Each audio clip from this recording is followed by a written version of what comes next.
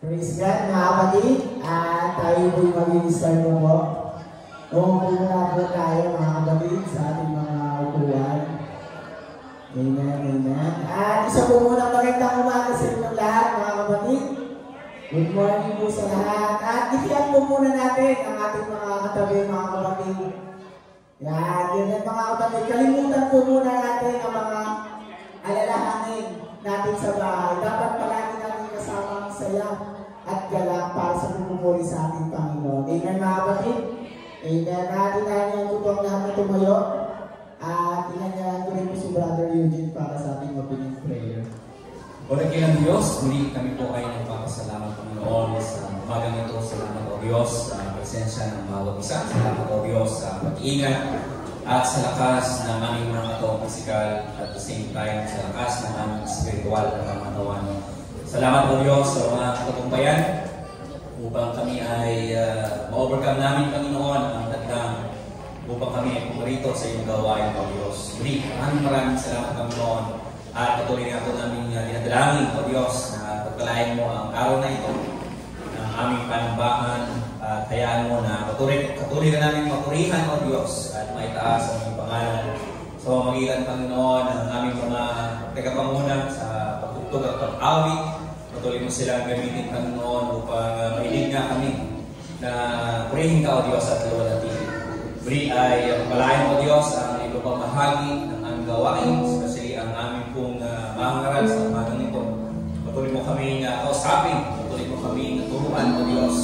Bigyan kami ng encouragement, Panginoon, sa umagang ito, sa iyong mensahe. Sa mga kapatid namin na wala pa, O Diyos, ay patuloy mo silang ingatan, papunta rito rin sa lugar ito, O Diyos. Muli, maraming salamat, Panginoon, at dalangin namin ang iyong Santong Espiritu ang pumaybabaw sa lugar na ito, O Diyos. Sa pangalan ni Jesus, ito po ang ating panalangin. In Jesus Christ's name, Amen. Jesus.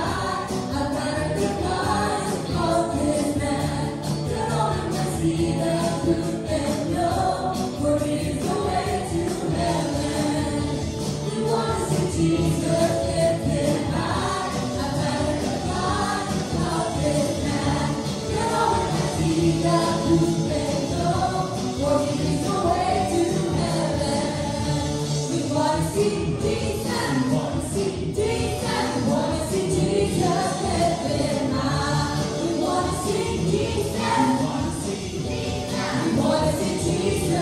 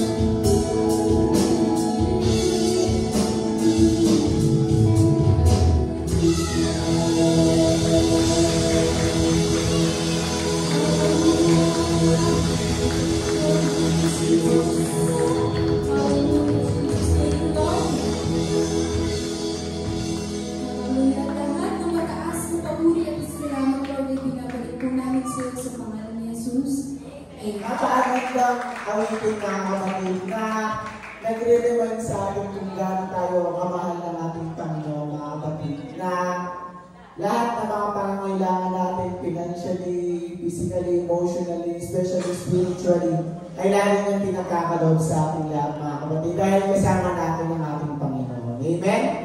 Amen. At syempre, isa po muna muling malakas na good morning sa inyo, mga kapatid. Amen? At back to school na, mga kapatid. Syempre, traffic na rin. Then back to school na, mga kapatid. Welcome na ulit sa mga estudyante at sa mga teachers po natin lahat. Naalala ko lang, mga kapatid, nung pinag-pray, nung estudyante, ako nandito pa, yung pinag-pray sa harap, yung gano'n, mga kapatid. Nung nag-aaral ako, excited kasi talaga ako na pinakapunta na rin sa harap kasi pinag-pray. Kasi alam ko na kapag pinag-pray talaga, may assurance ako sa Lord na itong taon na to, makakapasa ako. Ganun lang yung iniisip ko na, guys, makakapray na, alam ko makakapasa ako buong taon na to. Ganun nga, pero yung mga kapatid sa haba ng panahon, yun nga, kumbaga, yung ibang subjects medyo alangan, pero praise God pa rin talaga, mga kapatid, dahil lahat naman po ay pasado. By God's grace, mga kapatid. Sabi nga, diba, sa akta kanina na powerful weapon natin is yung prayer, mga kapatid. At syempre, kung sasamahan pa natin ng pananampalataya sa Panginoon, mga kapatid. Amen? Kaya ano man yung mga na-achieve natin sa buhay, mga kapatid, yan, yung mga nag-aaral, sa mga schools nila, sa mga nagtatrabaho, sa mga negosyo, lagi natin main objective natin, mga kapatid, is to glorify God, mga kapatid. Kasi yun naman talaga lahat ng meron tayo is sa ating Panginoon na, mga kapatid. Amen? Kaya mapag-pray na po natin ang mga estudyante po para sa, pwede po kayong pumunta sa harapan para bumaba ang mga estudyante. Tutunan natin ang ating mga kamay sa ating mga kabataan, sa ating mga estudyante. Hallelujah. Humingi tayo ng tulong sa ating Panginoon.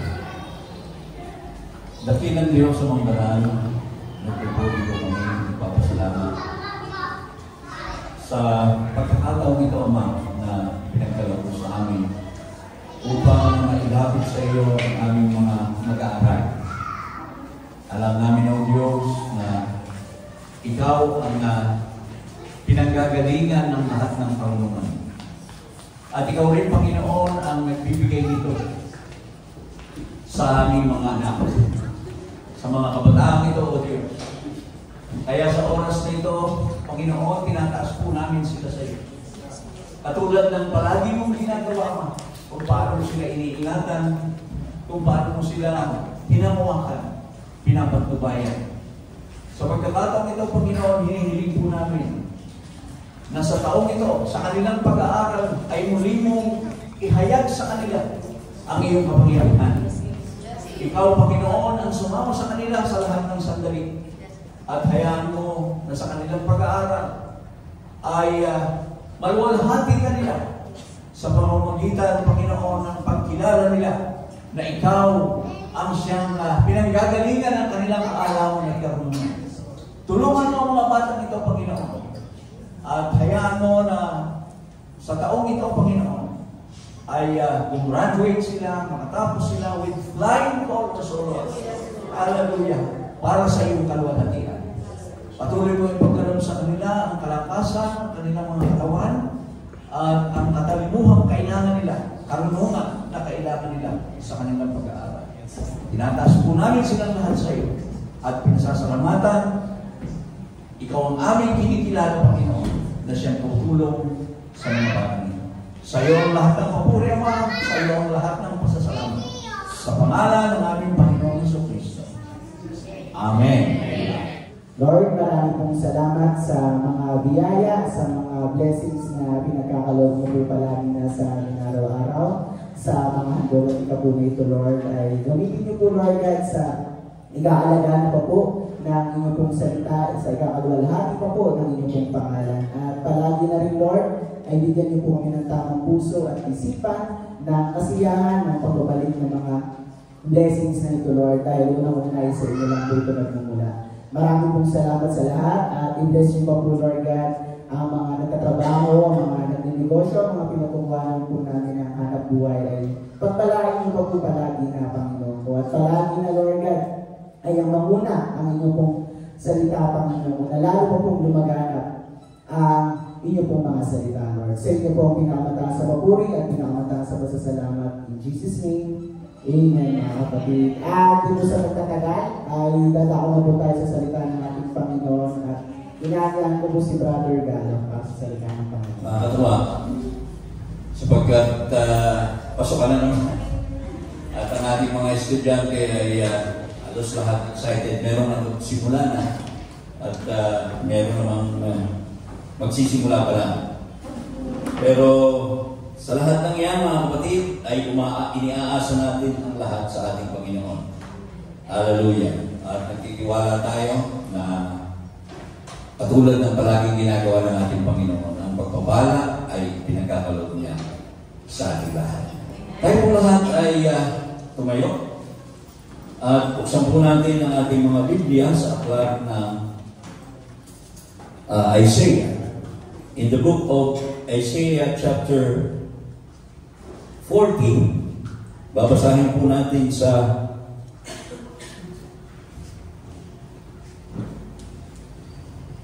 talatang 28 hanggang 31.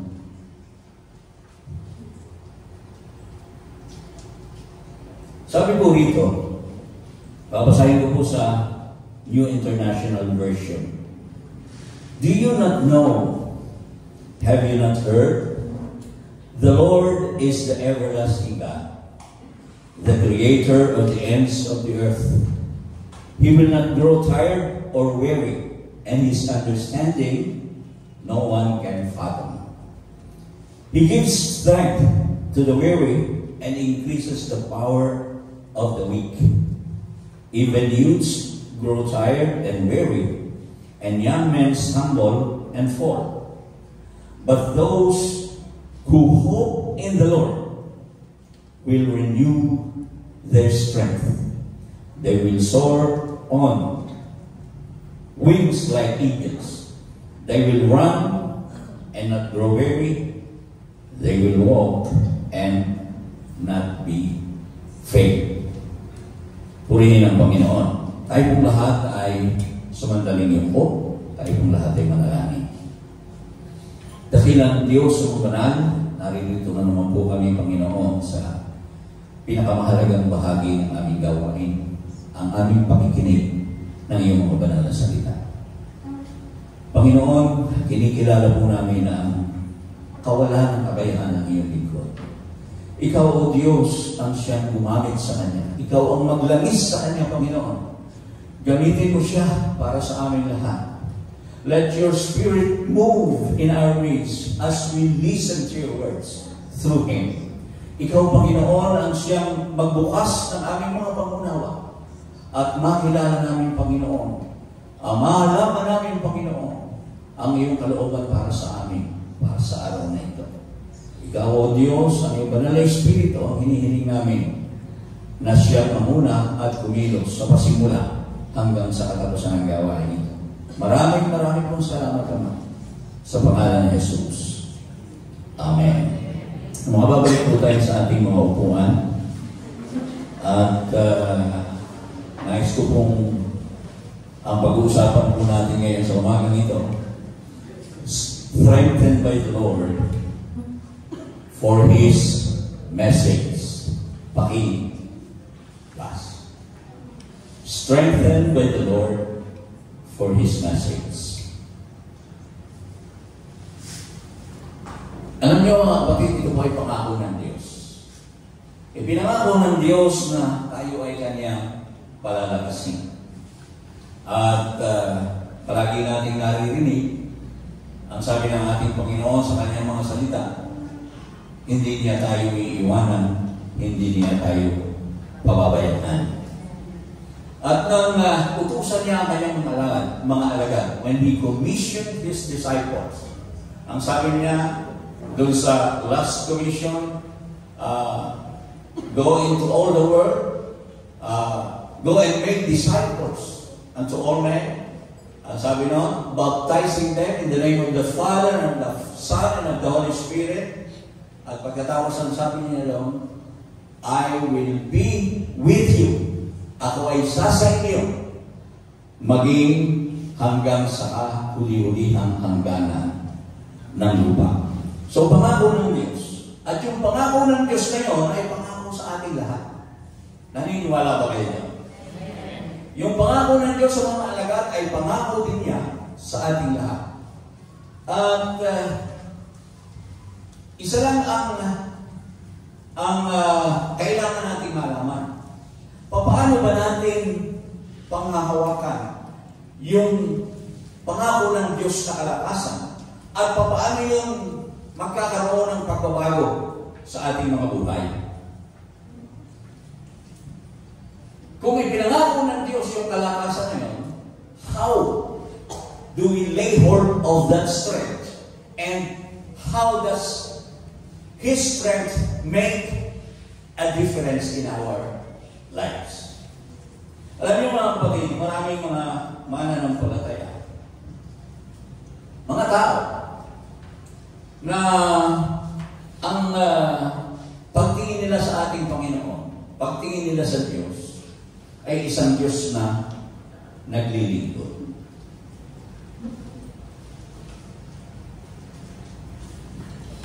They see God as serving them rather than the other way around. Imbis na siya ang ating paglingkuran, ang iniisip ng ibang mga tao, ang Diyos ang naglilingkod sa kanila. Now, kung ito pong kaisipan na ito, mga kapatid, kung ilalagay ko po sa isang paghahalimbawa,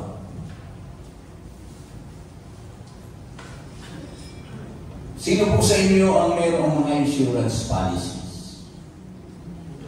Taas ang kamay. Yan. Okay. Meron tayong mga insurance policy. Kumukuha tayo ng, kung tayo mayroong sasakyan, meron tayong car insurance. At yung ating mga bahay, merong fire insurance. Amen? At yung iba, life insurance. Ngayon, kung iisipin natin mga kapatid, gusto mo ba na yung sasakyan mo nababangga? O gusto mo ba yung bahay mo nasusunog? At gusto mo rin ba na mamatay ng maaga? Di ba hindi naman? Pero, bakit tayo umukuha ng insurance? Kasi, just in case. Diba? Just in case. Para, kung sakali, at dumating yun, meron ng insurance. Now, kung minsan mga kapatid niyang kaisipan na yan, ay ginagawa rin natin ng maraming mga tao, hindi lang ilan, marami, ng mga tao, ginagawa rin nila yun sa kanilang relasyon sa Diyos. Na para bagang, there are people who get baptized, nagpabautismo, dahil gusto lang nila na makaligtas. Gusto nila ng fire insurance. Gusto nila makaligtas sa init ng impyerno. But they have no intention of changing their lives. Parang insurance lang. Para just in case, na totoo, ay sige, magpapabaptize ako. Kasi, ang sabi, at maraming mga tao ang pumupunta sa church, dumadalo sa gawain, dahil gusto lang nila na ma-insured sila na sila ay magpapalain. Okay? So, dadalo sila sa gawain, Sunday, uuwi, ganun lang. So, they have no intention of doing more than that. Kumbaga, yun po yung tinatawag ng mga Sunday Christians. Now, wala silang intensyon na ipakita o gumawa ng higit doon sa kanilang pagdalo sa gawain. Pag-attend ng mga church services. They just want to be there, just in case God is giving out blessings, then they want those blessings. Now, dito po sa ating binasa mga kapatid, ang sabi ng ating Panginoon, siya ay nagbibigay ng kalakasan sa mga mahihina. At doon sa mga naghihintay sa Kanya, umaasa sa Kanya, pinalalakas niya. Sa lahat ng umaasa sa Kanya. Now, meron po itong sa Bagong Tipan, yung pong binasa natin, in Matthew chapter 11, 28 to 30, meron po siyang katulad. Ang sabi niya, Matthew chapter 28,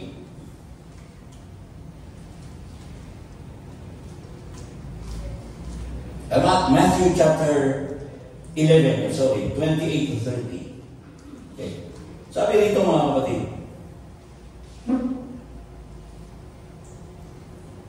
come to me, all you who are weary and burdened, and I will give you rest. Take my yoke upon you and learn from me, for I am gentle and humble in heart, and you will find rest for your souls. For my yoke is easy and my burden is light. Yung pong pananalitan niya ng ating Panginoon, sabi niya,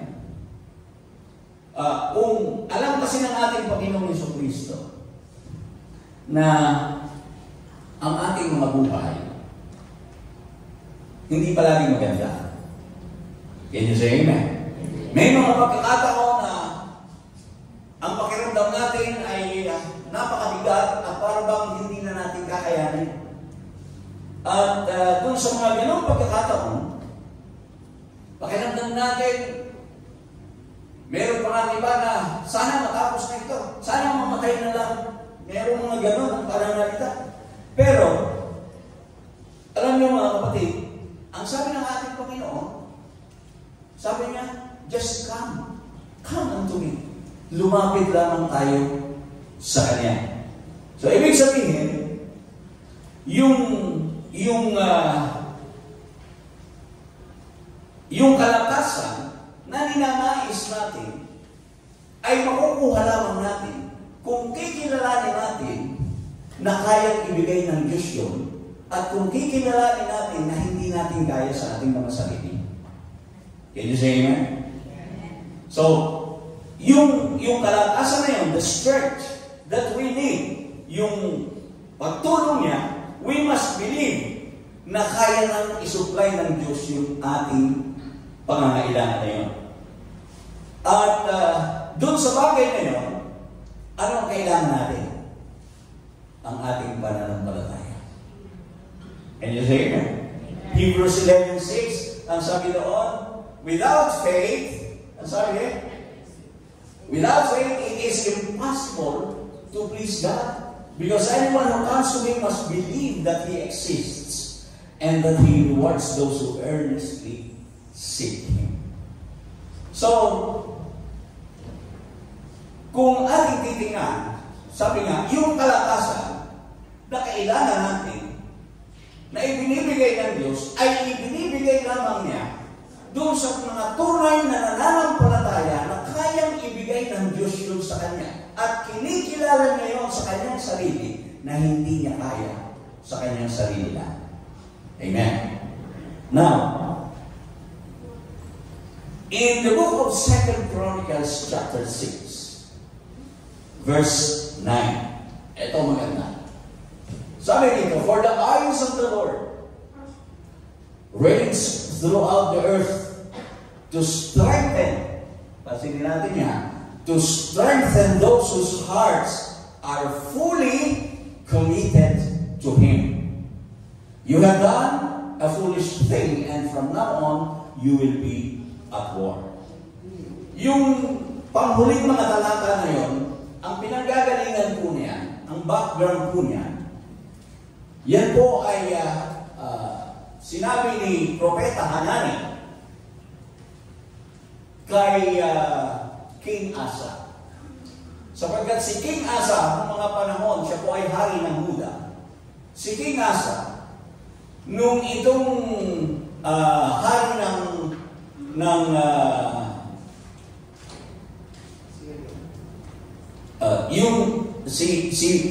humingi siya ng tulong, itong si King Asa, ay humingi ng tulong kay Baasa. Okay? Si Baasa. Dahilan sa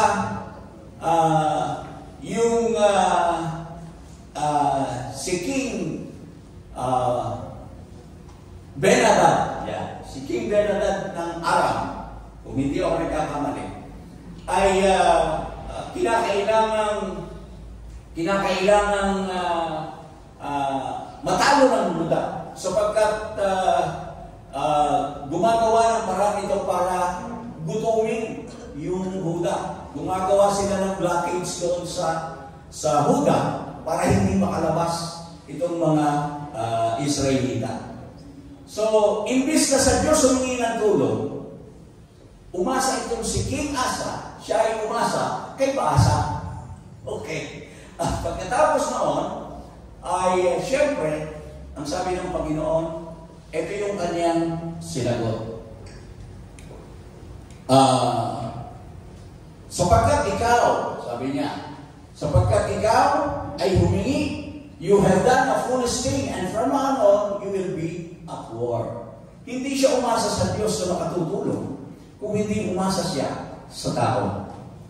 At dahilan nun sa kanyang ginawa yun, ang parusa ng Diyos sa kanya, lagi ka na lang magkakaroon ng pakikipagdigma. At yun po ay nangyari. Ngayon, kung itataas natin yung ating basa, ang sabi, hindi mo alam, the eyes of the Lord reigns throughout the earth to strengthen those whose hearts are fully committed to Him. So, dito natin makikita na kapag tayo ay lumapit sa Diyos, nagpasya tayo maglingkod sa Diyos, we are not looking for insurance. We are looking for assurance. Amen? It's not insurance, but assurance. Saan? Doon sa pangako niya. Ano ang kanyang pangako? He has promised to those who love Him and fully committed to Him, He has promised to strengthen them. Amen? Palalakas siya. At kumbaga, siya ang palagi nating aasahan. Palakpakan muna natin ang ating Panginoon. Kaya lang, sabi nga natin, mayroong mga tao na parang insurance lang yung kailangan. They do not want assurance. Gusto lang nilang makalibre doon sa apoy. Okay. But they have no intention of changing their lives because they are not fully committed. Napakahalaga po nung tunay na commitment natin sa Diyos. Now, isang familiar na talata in Psalms 23. Yan. Psalms 23, ang sabi niya, the Lord is my shepherd, I shall not want. Kung mapapansin po natin yung salitang yun, doon pa lang sa una, ay nakikita na po natin yung tunay na pag-asa nung sumulat niya sa Diyos. Sabi niya, ang Panginoon ang aking pastor, hindi ako mangangailangan. So you won't need anything but Him, your shepherd. Ang Panginoon ang aking pastor, hindi ako mangangailangan. He makes me lie down in green pastures. He leads me beside still waters. He refreshes my soul. He guides me along the right paths for His name's sake. Even though I walk through the darkest valley, I will fear no evil, for you are with me. Your rod and your staff, they comfort me. You prepare a table before me in the presence of my enemies. You anoint my head with oil. My cup overflows. Surely, goodness and love will follow me all the days of my life, and I will dwell in the house of the Lord forever. Tunay na ang kabutihan at kaawaan ay susunod sa akin sa lahat ng mga kaarawan ng aking buhay at ako'y tatahan sa bahay ng aking Panginoon magpakailanman. Kung titingnan po natin yan, uunawain natin ang kabuuan ng awit na yan. Ang sinasabi po niyan, God's protection is our strength. Can you say amen? God's protection is our strength. Hindi po tayo magtatagumpay sa buhay nito without God. Siya yung ating kalakasan. Dahil siya yung ating protection. Ngayon, kung ilalagay natin sa isang tupa at sa isang pastor, the safest place for a sheep is beside the shepherd. Can you say amen? Walang pinaka-safe na lugar sa isang tupa kung hindi yung palaging nasa tabi ng kanyang pastor. Bakit? Sapagkat ang diablo hindi naman natatakot sa tupa yan. The devil does not fear the sheep. The devil fears the shepherd. Amen. So, kung alam mo na ang Diyos ay nasa tabi mo, lagi mong kasama, meron tayong nakukuhang kalakasan. Lumalakas tayo. Can you say amen? So, kung ito po ay ating mauunawaan, na talagang hindi talaga sa atin. It is God who strengthens people. Meron siyang layunin. Bakit na tayo pinalalakas? And that is, He strengthens us for His message. Mamaya mauunawaan natin yan. Now, sa Old Testament, mga kapatid, doon sa mga battles na nababasa natin sa Old Testament, kung kilala natin si Gideon, sino pong nakakakilala kay Gideon? Okay. Yung 300 soldiers ni Gideon, yun po ay mula sa libo-libo, naging 300 lang.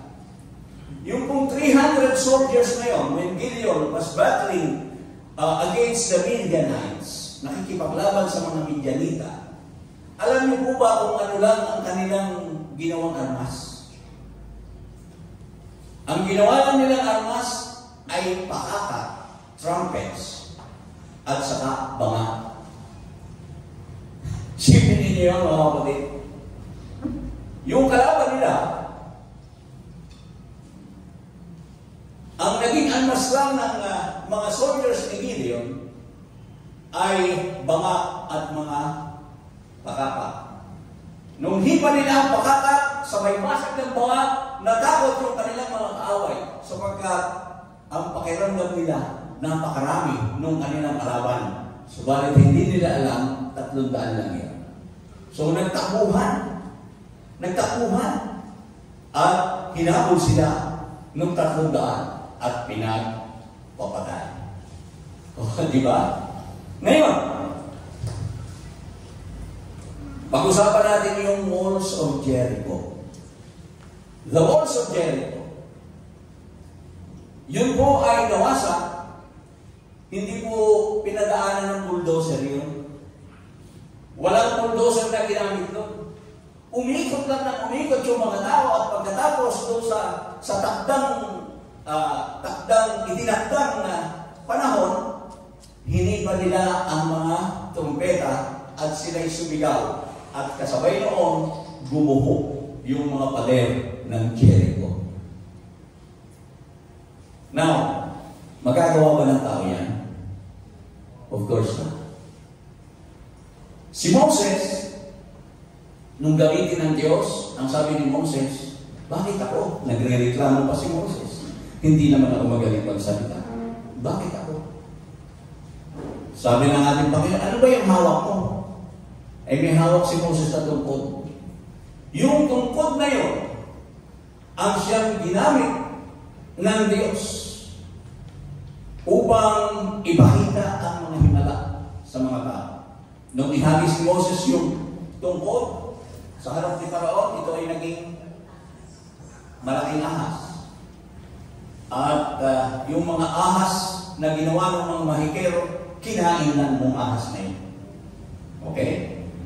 At pagkatapos yung tungkod na yun, mga kapatid, ang ginamit ni Moses para hatiin yung dagat na magulan. He parted the Red Sea. So lahat ng yun ay pagpapatunay lang, mga kapatid, na hindi sa kapangyarihan ng tao, hindi sa lakas, kung hindi saan, sa tulong ng Panginoon. Zechariah chapter 4, verse 6, not by might, nor by power, but by my Spirit, says the Lord. Palakpakan natin ang ating Diyos.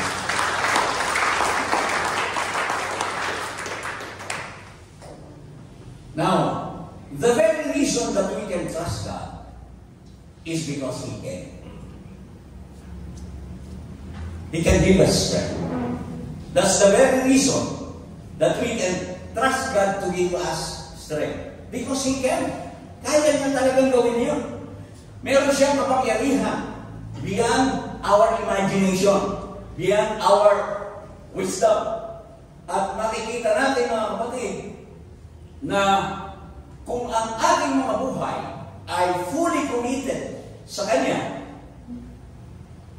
lahat ng bagay, lahat ng ating pagdadaanan, hindi ka na matatakot. Ang sabi nun sa awit, dumaan man ako sa ilog, hindi ako malulunod.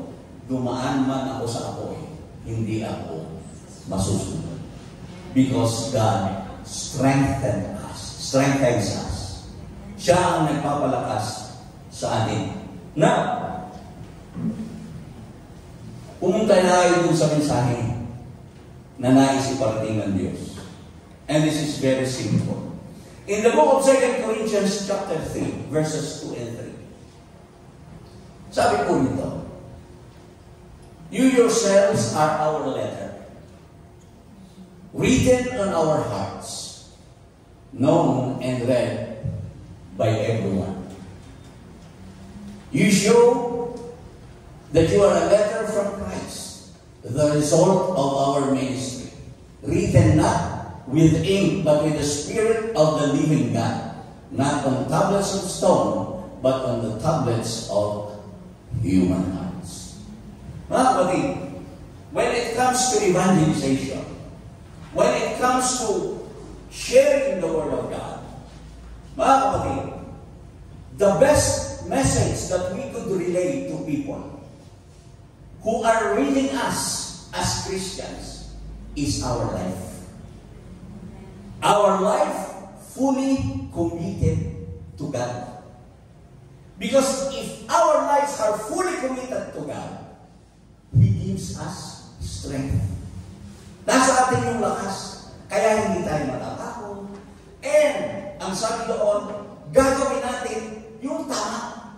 Because, kapag tayo ay fully committed to God, suot-suot natin palagi the whole armor of God. Ephesians chapter 6, 13 to 18. Tingnan ninyo, mga kapatid.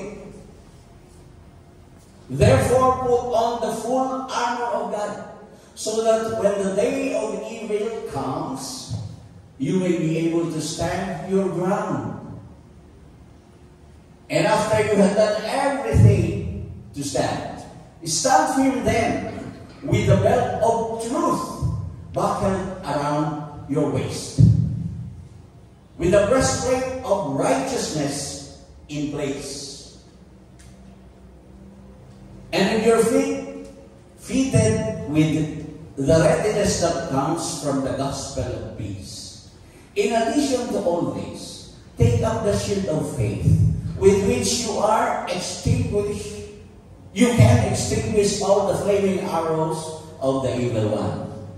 Take the helmet of salvation and the sword of the Spirit, which is the Word of God, and pray in the Spirit on all occasions with all kinds of prayers and requests. With this in mind, be alert and always keep on praying for all the Lord's people.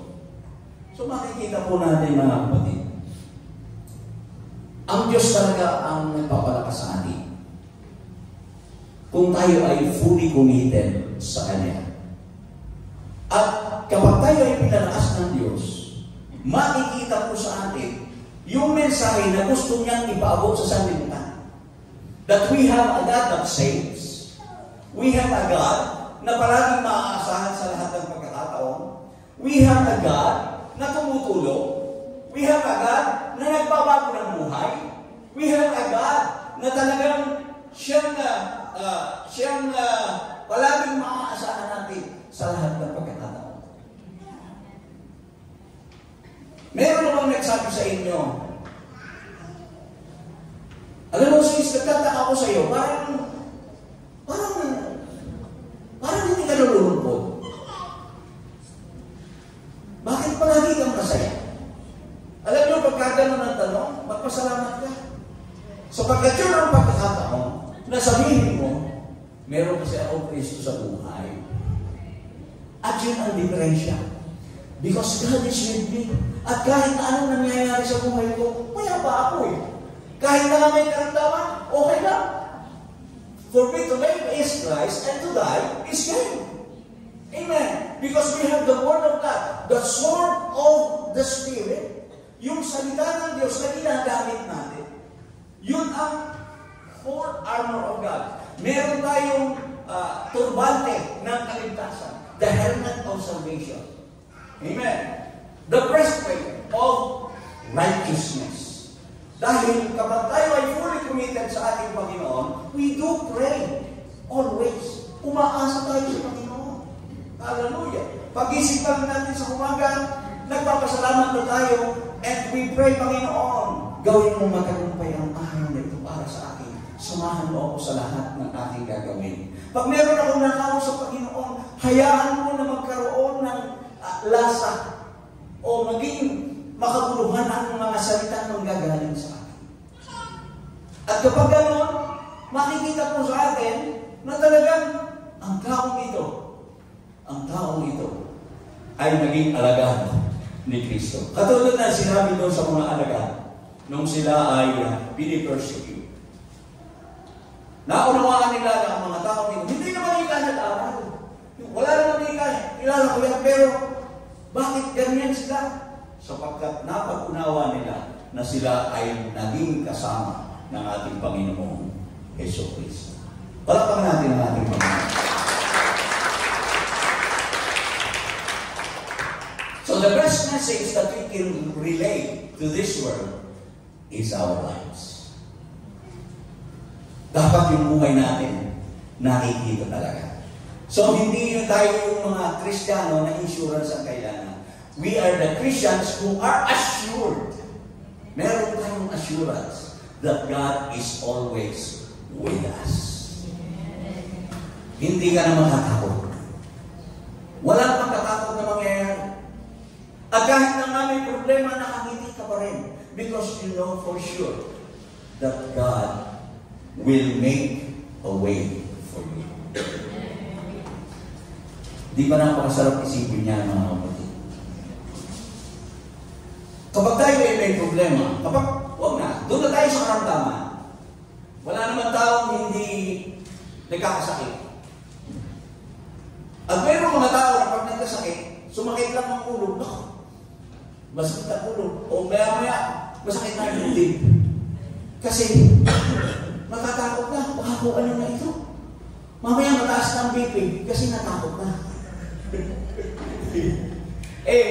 Alam naman natin mga kapatid, na ang Diyos lang talaga ang pwedeng kumuha ng ating buhay.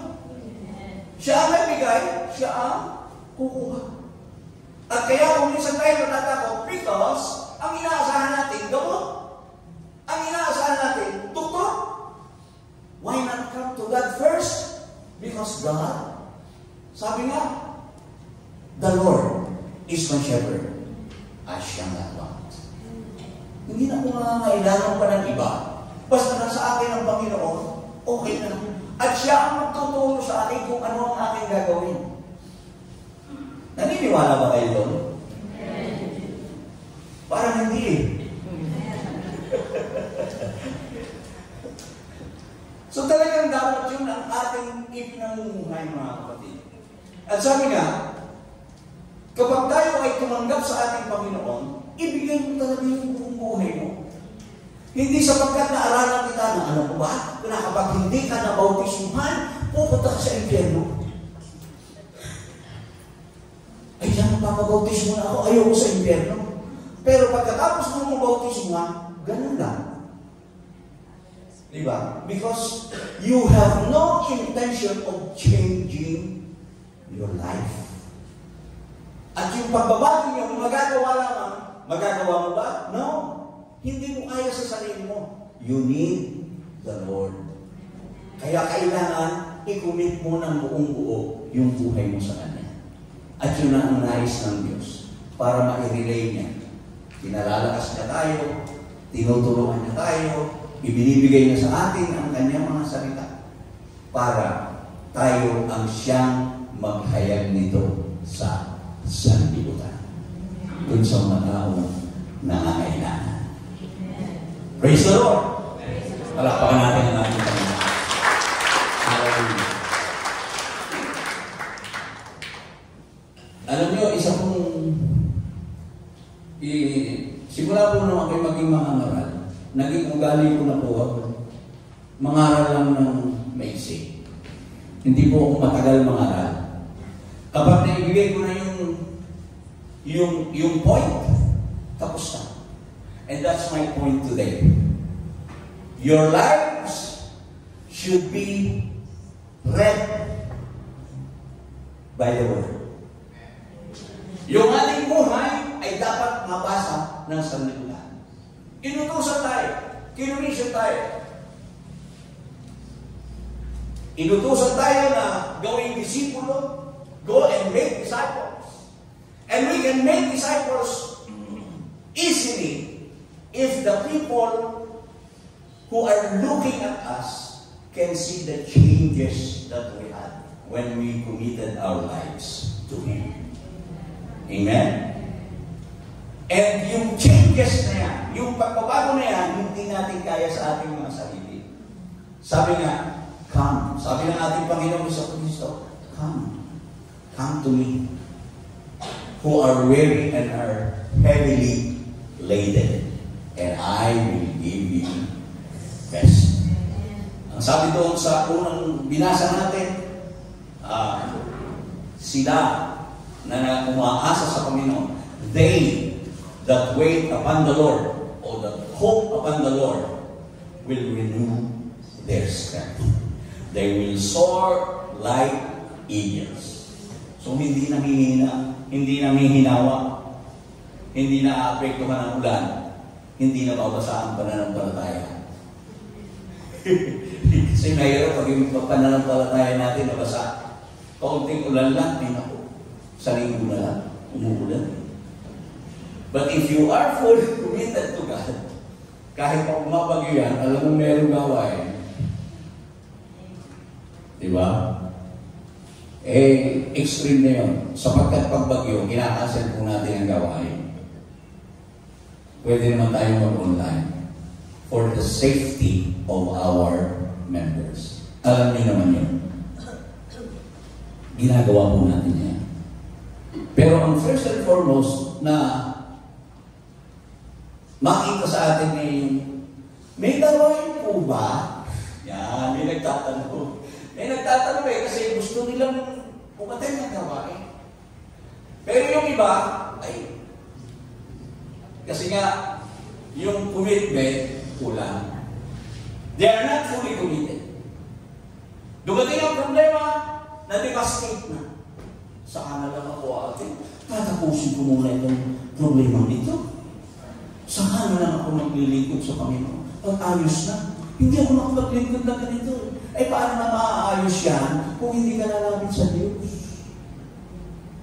Dahil ang Diyos ang pwedeng makaresolba ng lahat ng ating mga problema.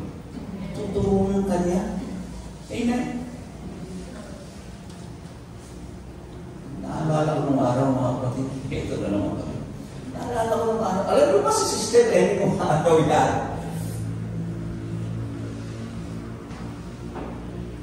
Pagka naalala ko, naluluha ako. Kung paano siya itinaguyod ng Panginoon. Now, sa mga nakakakilala sa Kanya, hindi po yan ganyan ang buhay ng araw. Kaya lang yan makakasimba, pagka naka-delay siya ng pamasahe, para makapunta sa church. Pag walang pamasahe, tatawag sa akin, daanan mo ako. Kasi ang gawin naman.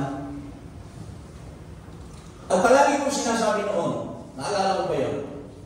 Nung tayo ay nasa bibig pa, kung wala kayong pamasahe, papunta sa church at ang magiging dahilan ng inyong hindi pagdalo ay sa kawalan ng pamasahe, mamutang kayo.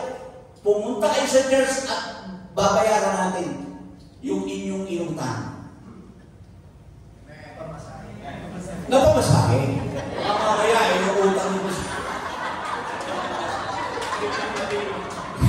Palabakan natin ang ating Panginoon. Thank you, brother. Kung tayo na, brother, gano'n malaki ang utang ko. Ay, itutulungan ko naman mag-pray. So, diba? Sinabi ko yun, no? Sa iba nating mga kapatid. Kasi ang problema talaga nila, no? Sabi, walang pamasahe. Sabi ko, kung wala kayong pamasahe, mangutang kayo sa kapitbahay ninyo, makarating kayo dito sa church at makakauwi kayo, babayaran natin yung utang yung pamasahe. Pinagtigilan ko na. Kasi, kung yun lang ang magiging dahilan, mga kapatid, napakababaw na dahilan. In the first place, pwede ka naman maglaan kung gusto mo. Kaya lang, kung from Quezon City to medyo may problema tayo dyan.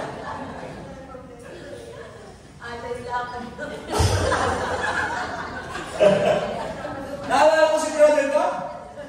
Si Brother God, naglaan mo na ang Antipolo hanggang Taytay. Doon sa Taytay Church noon. Kasi walang pumasahe. Nung araw naman, si Pastor June, atin sa Mandaluyong, magagaling ng Laguna, sasakay ng tren. Kaya lang, huwag niyo gagayahin. Kasi pag mabagal na yung tren, tumatalon na.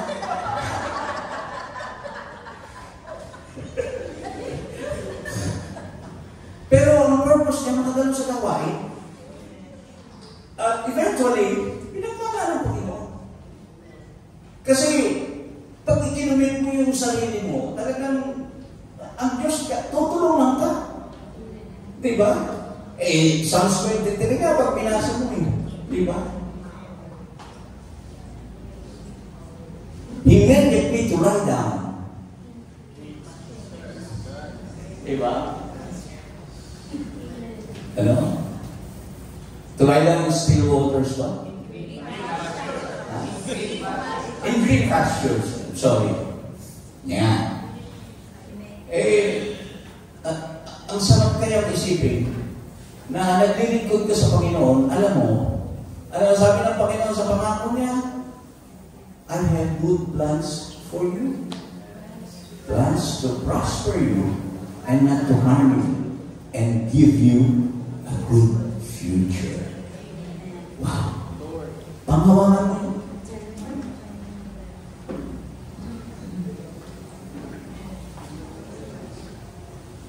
Sister Ellie nung araw hindi talaga Sister Ellie na naman. Paborito ko kasi gamitin kasi bakit ko talaga ito mga kapatid. Tunay na nangyari. Walang bahay.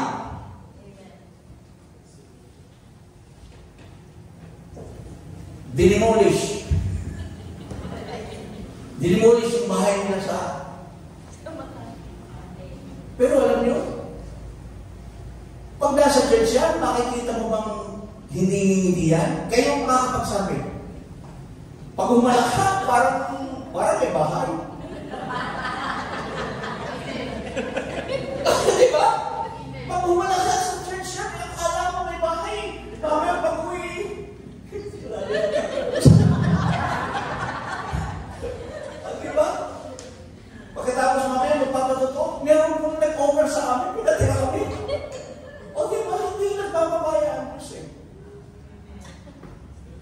hanggang sa dumating ang panahon. Ngayon, may driver na. Dati tatawag ko sa akin yan, uy, daanan niyo naman ako doon sa Jollibee, doon sa Tinling. Maaga ko maalis. Yun ay nung una, hindi pa siya nakakapag-taxi. Siyempre, bibiyahe muna. Aalis ng maaga. Abay, nung magtagal ka, kung ba nakataksi na? Kasi, hindi na ako nanghihintay eh. Nandun na siya. Alam niya kasi, na pagka dumating ako, nang wala pa siya, baka iwan mo.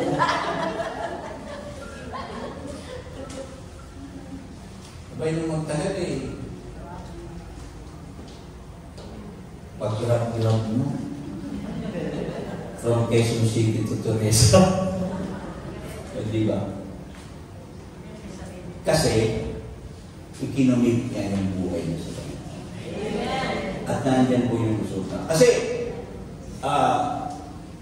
itinataas ko po ang Panginoon para sa kanya. Kasi yun talaga yung, ako po kasi na saksi eh. Saksi ako talaga. Tumirayan doon sa katapat ng bahay namin eh. At, siyempre, kitang-kita ko yung kanilang kalagayan. Nagkasakit nga yung anak niyan eh. Tinakbo namin sa Rizal Provincial. Rizal Provincial Hospital pa noon. Inopera sa appendicitis. Eh, wala namang pera. Oh. Pero, may tumulong. Na-operahan.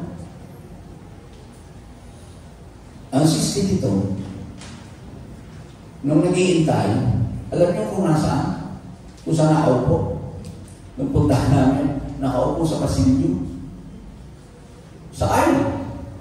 Pero pag punta namin, nakamiti. Eh, tapos niyo operation. Malapit talaga. Ay, gano'n ba? Oo. So, makikita po natin na yun yung ibinibigay ng Diyos na hindi ka talaga nanghihina. Yung awareness mo, tutulungan ka talaga ng Panginoon. Basta ang buhay mo ay nakakumit sa Kanya. Bahala ang Panginoon. Hindi niya ako mababayaan. Oh. Naalala ko na, parang tumulong sa Kanya ang mga kapatid natin dito sa Teresa na may connection sa Rizal Provincial. O, diba? Eh, nung araw,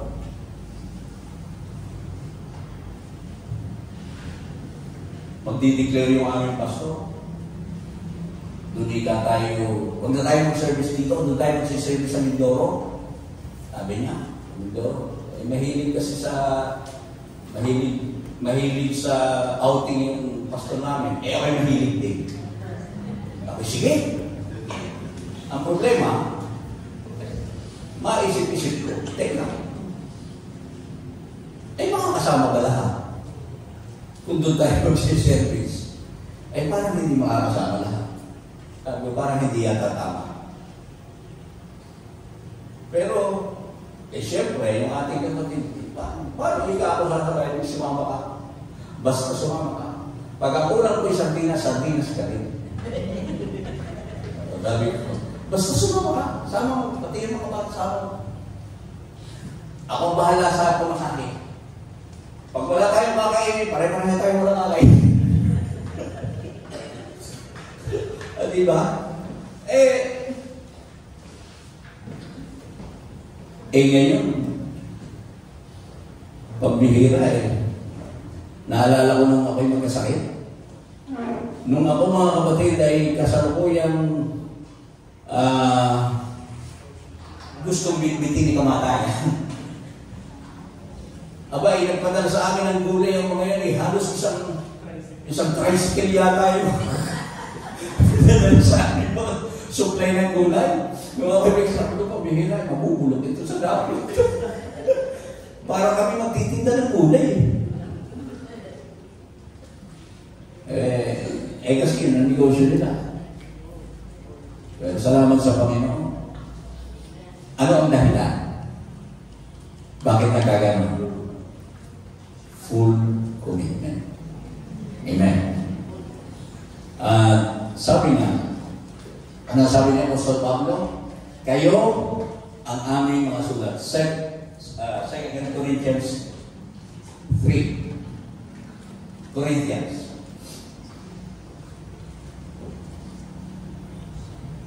Yan. Kayo ay ang aming sulat na nasusulat sa aming mga puso, nakikilala at nababasa ng lahat ng mga tao. Now, ito po ang tanong ko ngayong iiwanan sa inyo.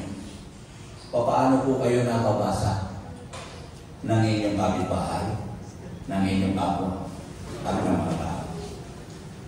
Because, kung ang basa po sa inyo ay malabo, hindi ko nai-relay ang message ng Panginoon.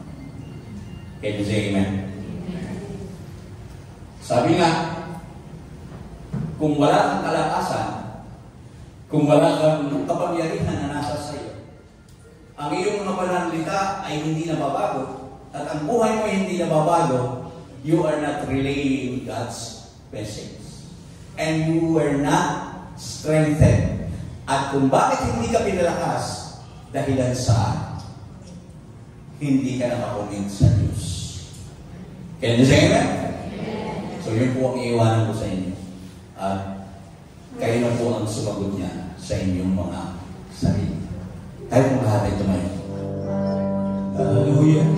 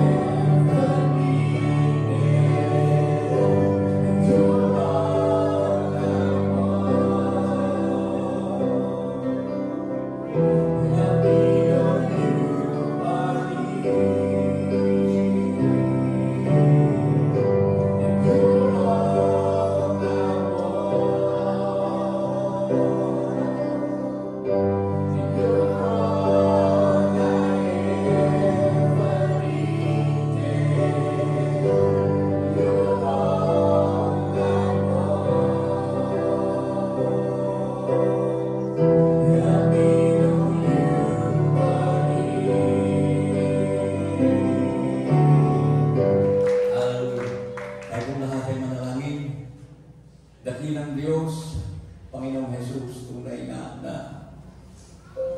Ikaw ay napakadakilang Diyos. Kahit kailan, hindi mo kami pinababayaan. Salamat, Panginoon, sa mga salitang ito. Nakilala po namin, Panginoon, ang pangangailangan talaga namin sa iyo. Hindi namin kaya sa iyo ang aming mga sarili.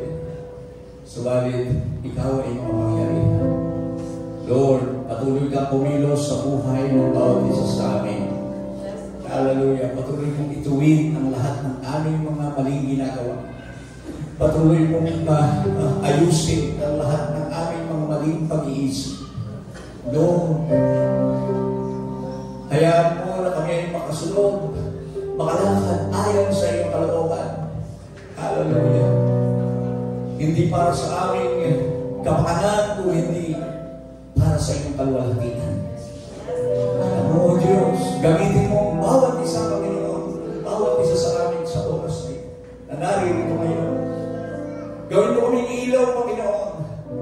Gawin mo kaming asin ng sanlibutan. Kaya kung makita sa aming mga buhay ang iyong kabutihan, ang iyong kapangyarihan, ang kapayapaan na ipinagkakaroon mo sa lahat ng sa iyo ay nagtitiwala.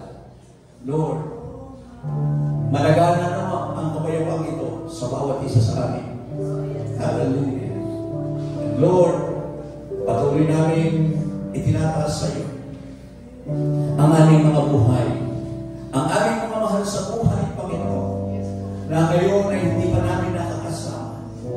Lord, ikaw po ang kumilos sa kanila. Kaya po, Diyos, na sa pamamagitan namin ay makita nila ang iyong kabutihan, ang iyong kapangyarihan, ang iyong katakilaan. Gamitin mo ang bawat isang, Panginoon, sa aming mga kilala, sa aming mga kapitbahay, at sa lahat ng mga nakakasalamuhan namin sa araw-araw.